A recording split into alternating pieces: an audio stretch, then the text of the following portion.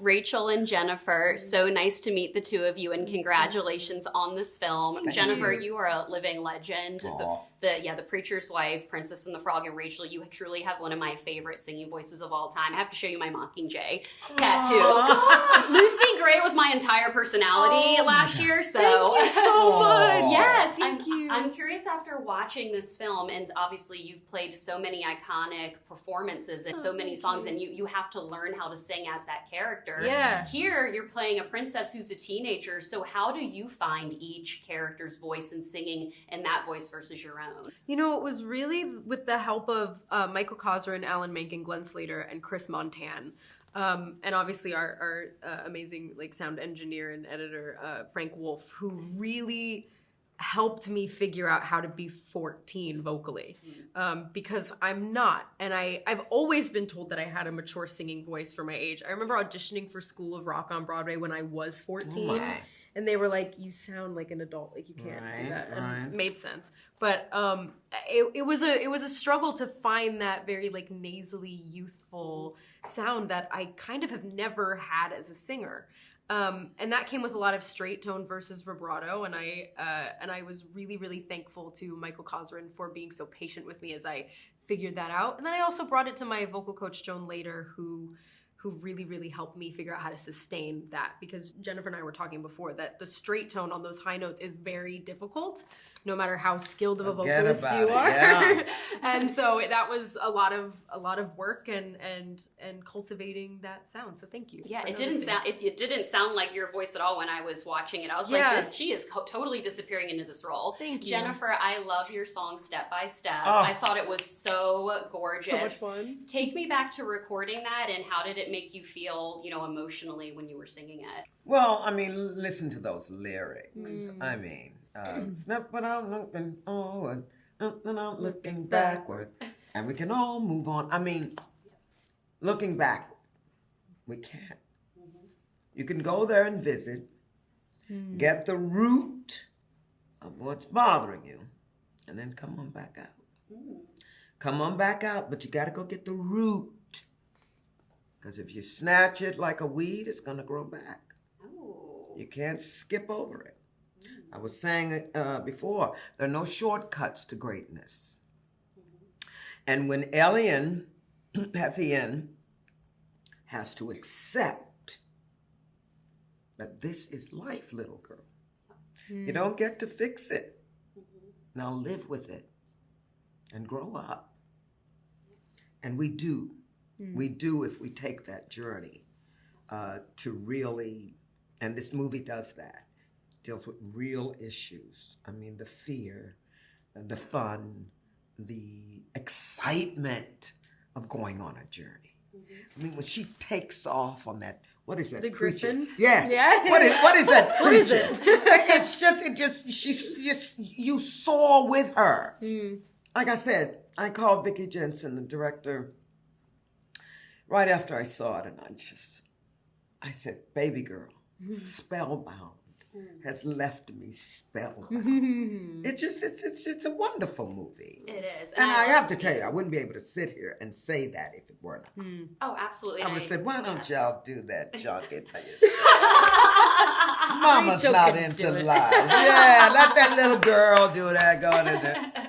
Mama's not into lies is so good. So good. It's so good. Rachel, I'm going to be seeing you tomorrow in Romeo and Juliet. I wish I were. I'm so freaking excited. I'm honestly just curious for you and for both of you, what is the hardest song you've ever had to sing, both vocally and emotionally? Ooh, mine is most certainly A Boy Like That, I Have a Love in West Side Story. Boy Like That? And the brother, yep. Mostly I Have a Love. It was completely sung live on the soundstage. Wow. And if you watch the movie, it is through snot and tears.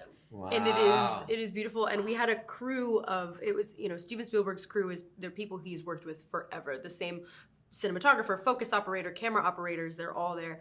None of them were really musical guys.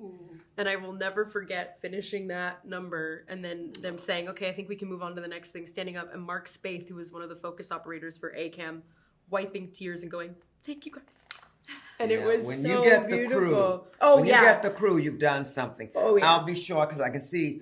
But it was, I know where I've been from Hairspray when I sang it at Carnegie Hall. Wow.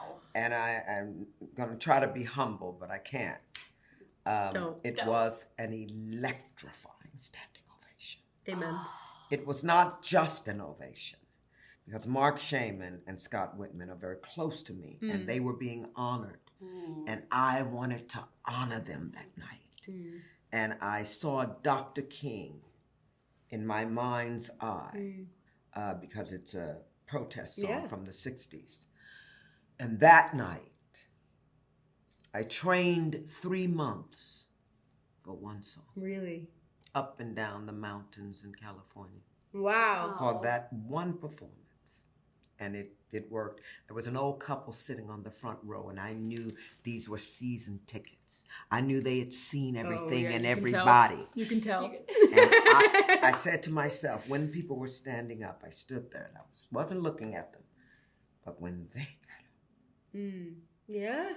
and it was hard for them to get up. They were in their 80s. Oh, yeah. So that was a moment. That's beautiful. Wow. And yeah, my vocal cords, I didn't even know I had vocal cords when I sang that night. I left my body completely.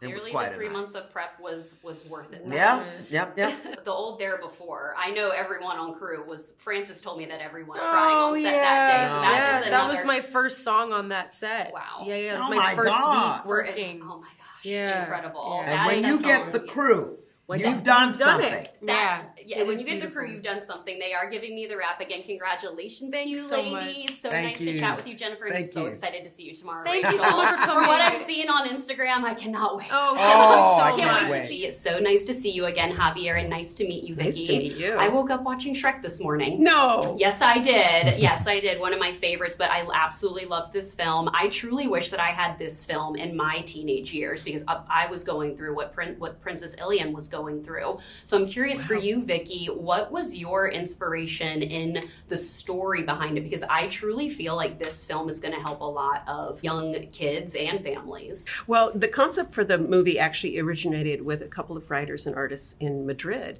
So it's not an original story to me, but I connected with it immediately. I didn't go through this as a kid.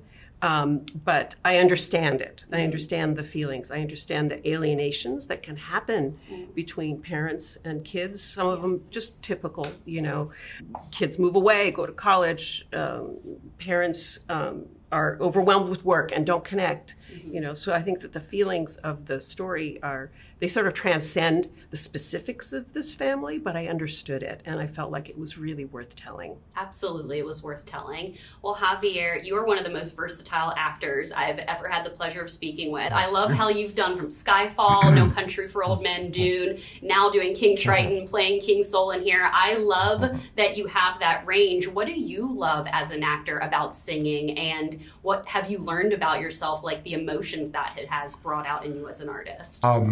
I'm not a good singer, I have to say. I try, but the thing that the music allows you to do is to really express yourself in a different way and leave the body speaks and express in a way that when you're performing, it may not be the case. And because it opens a channel that really is very, makes you feel more free, more like, so I truly admire singers. I've always admired, but now more after knowing what it takes to be able to open that channel and let the expression go without choking, without pushing, with the freedom of it. It's beautiful. Like I said, I loved this film in regards to how it made me feel and how I think it's going to help other families. What were those childhood movies or a movie that helped you go through a particularly rough time that you wanted to watch over and over? For me, growing up, Mrs. Doubtfire. That's a great example. Yes. Wow, and it really treated that story with dignity and with truth for such a special comedy. Yeah, for sure. Yeah. Oh, comfort. Wow. So many silly comfort movies like The Princess Bride is just amazing. Yes. But yeah, I don't know, for the feeling alone in a family, sometimes, I came from a big family where we're 6 kids and my parents are sort of tapped out, So sometimes stories about a kid lost at sea, or Oliver, or something like that, alone and nobody else understands. I think when Harry Potter came out, I was much older, but I felt like I was the kid under the stairs. I mean, who doesn't relate to Harry Potter and that universe in some way? Javier, what about for you? It was very comforting to see Psychosis. I'm like, okay. I'm kidding. Learning something new about you every day. Okay. No, mine was E.T. E.T. That abandoned little being on the earth and loved and protected by the other abandoned child in the family, because there is no, as you were saying, the mom is very busy, overwhelmed by the daily life. The father is absent, so he's alone. So they two have to bond together and create a beautiful relationship to protect each other. I guess that really read volumes to me. It was such a joy to chat with you again, Javier and Vicky. So nice to meet you. I cannot wait for audiences to see Spellbound. The song Remembering, that song got me so much. I loved that song so much. It's such a beautiful song. You, Nicole, and Rachel singing it is phenomenal. Thank you. Thank you so much for your time today. Tituss and Nathan, so good to see the two of you, and congratulations on this film. I loved Luna and Sunny. You guys did an absolutely phenomenal job. Sunny has the best line in the whole film when he says, everyone has dark thoughts. It's what you do with them that matters. And that line really stuck with me. And obviously we're all guilty of not being positive or optimistic like we should. So what do you do to kind of like avoid negativity and remain positive in your lives? I mean, the first thing that I try to do is not poo-poo it. It's to welcome it. It is as valid as, the positive thoughts. That you is also trying to get you to the you that you want to be. Exactly. And love it until you can drown it in love, as best you can, until you are back centered to where your natural set point is. And if your natural set point is darkness, then you're already there. It doesn't take a lot. That's his new single, Drown It in Love. Yeah, Drown It in Love. Baby. Or Nathan. Nathan, what is your approach, my friend? Just embrace the darkness. Yeah. Feel it. Don't let that positivity bring you up. Just get right down in the nitty-gritty of the darkness and enjoy it. It's hard to sometimes find the bright spot. You have to try and take a deep breath and then find your way out of it if you're feeling that way. I mean, fortunately, I'm not. It's not. I'm not clinically depressed, but sometimes there's a more cynical point of view, or it's hard sometimes to find that, but it's you'll have a healthier life if you find the positive.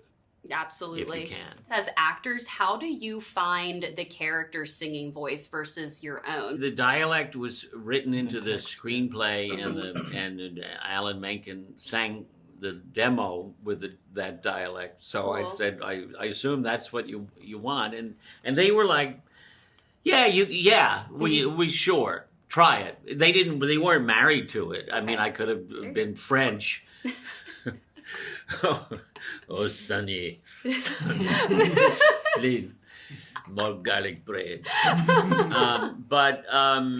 No, so I thought it was a fun dialect to play with, and it gave you sort of an immediate hook into the character, and so he also at times, some of his questions when they arrived at the kingdom, he sounded like a therapist, so it made sense that he was maybe German or Austrian. And then you have to sing in a dialect, you know. Yeah. Yeah, it's a little bit more difficult. Tituss, what about for you? How did you find the voice? It's in the text. I mean, most of my sort of inspiration came from Glinda the Good Witch.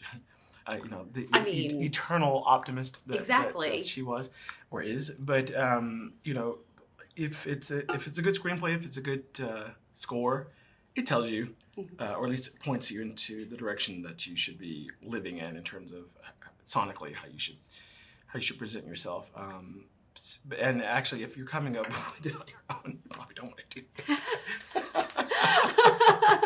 Well, you two did it beautifully. Congratulations again. Thanks. And my goddaughter said she wants to see Timon and Pumbaa and Luno and Sunny all get together and have fun. Okay. So I had to say that to you. I'll work for you. Oh, sure. Well, that would be, sure, that would be fun. I think that they would get along. Absolutely. I think so. Yeah, I think there could be a magical thing. Yeah. If Have the they- four of them go on an Yeah. adventure. Yeah. Into the I'm down to forest. see that movie. Yeah. And yeah, they are, Something else. Yeah, something they else are- for sure. Yeah. Two Yes. peas in a pod. Well, yeah. Don't There's- wait for it. There's many. I loved this film, and my favorite song was Remembering. It truly stuck with me. What was the inspiration? And just take me back to kind of your process of writing that song. I knew we needed a song, first of all, that is that spark when the memories start to come. I also knew that we needed an emotional resting place. Tripping in the hazard. journey. And I created a piece of music that basically wove the different character lines into a counterpoint in little memories. And I just, my gut told me it was going to be a very special one. And I think in terms of the musical vocabulary, it's very unique for anime. It is. I love the music. Javier, Nicole, and Rachel all sing it beautifully. Thank you so much, Alan.